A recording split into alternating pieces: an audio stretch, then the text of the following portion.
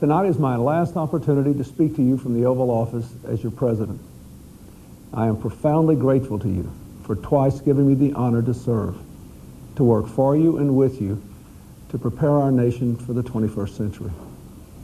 And I'm grateful to Vice President Gore, to my cabinet secretaries, and to all those who have served with me for the last 8 years.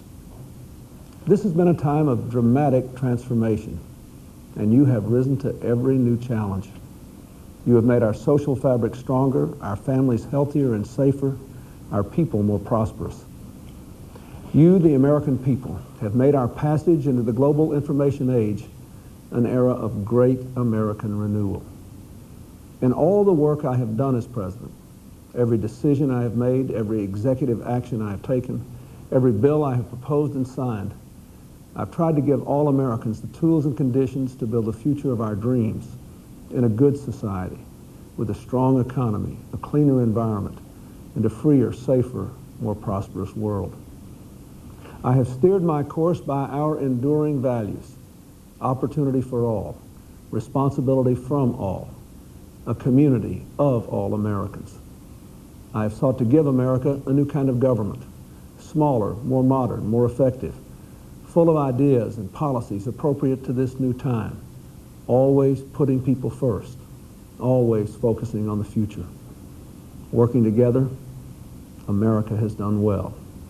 Our economy is breaking records with more than 22 million new jobs, the lowest unemployment in 30 years, the highest home ownership ever, the longest expansion in history. Our families and communities are stronger. 35 million Americans have used the family leave law. 8 million have moved off welfare. Crime is at a 25-year low. Over 10 million Americans receive more college aid, and more people than ever are going to college. Our schools are better. Higher standards, greater accountability, and larger investments have brought higher test scores and higher graduation rates. More than 3 million children have health insurance now, and more than 7 million Americans have been lifted out of poverty.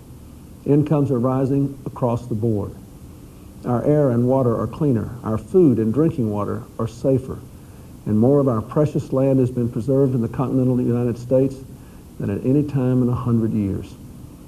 America has been a force for peace and prosperity in every corner of the globe. I'm very grateful to be able to turn over the reins of leadership to a new president, with America in such a strong position to meet the challenges of the future. Tonight I want to leave you with 3 thoughts about our future. First, America must maintain our record of fiscal responsibility. Through our last 4 budgets, we've turned record deficits to record surpluses, and we've been able to pay down $600 billion of our national debt, on track to be debt-free by the end of the decade for the first time since 1835. Staying on that course will bring lower interest rates, greater prosperity, and the opportunity to meet our big challenges. If we choose wisely, we can pay down the debt, deal with the retirement of the baby boomers, invest more in our future, and provide tax relief. Second, because the world is more connected every day in every way, America's security and prosperity require us to continue to lead in the world. At this remarkable moment in history, more people live in freedom than ever before. Our alliances are stronger than ever. People all around the world look to America to be a force for peace and prosperity, freedom and security. The global economy is giving more of our own people and billions around the world the chance to work and live and raise their families with dignity. But the forces of integration that have created these good opportunities also make us more subject to global forces of destruction, to terrorism, organized crime, and narco-trafficking, the spread of deadly weapons and disease, the degradation of the global environment. The expansion of trade hasn't fully closed the gap between those of us who live on the cutting edge of the global economy and the billions around the world who live on the knife's edge of survival. This global gap requires more than compassion. It requires action. Global poverty is a powder keg that could be ignited by our indifference. In his first inaugural address, Thomas Jefferson warned of entangling alliances. But in our times, America cannot and must not disentangle itself from the world. If we want the world to embody our shared values, then we must assume a shared responsibility. If the wars of the 20th century, especially the recent ones in Kosovo and Bosnia, have taught us anything, it is that we achieve our aims by defending our values and leading the forces of freedom and peace.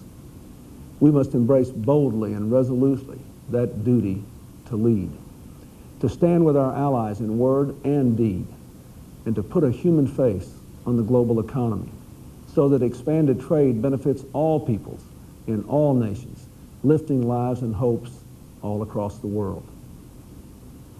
Third, we must remember that America cannot lead in the world unless here at home we weave the threads of our coat of many colors into the fabric of one America.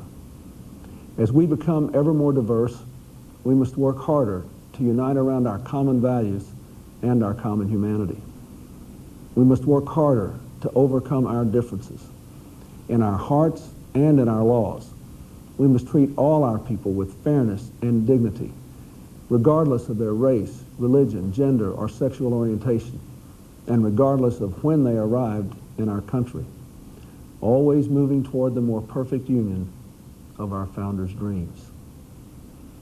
Hillary, Chelsea, and I join all Americans in wishing our very best to the next president, George W. Bush, to his family and his administration in meeting these challenges and in leading freedom's march in this new century.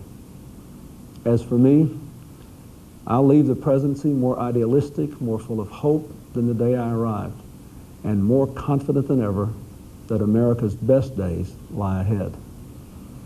My days in this office are nearly through, but my days of service, I hope, are not. In the years ahead, I will never hold a position higher or a covenant more sacred than that of President of the United States. But there is no title I will wear more proudly than that of citizens. Thank you. God bless you, and God bless America.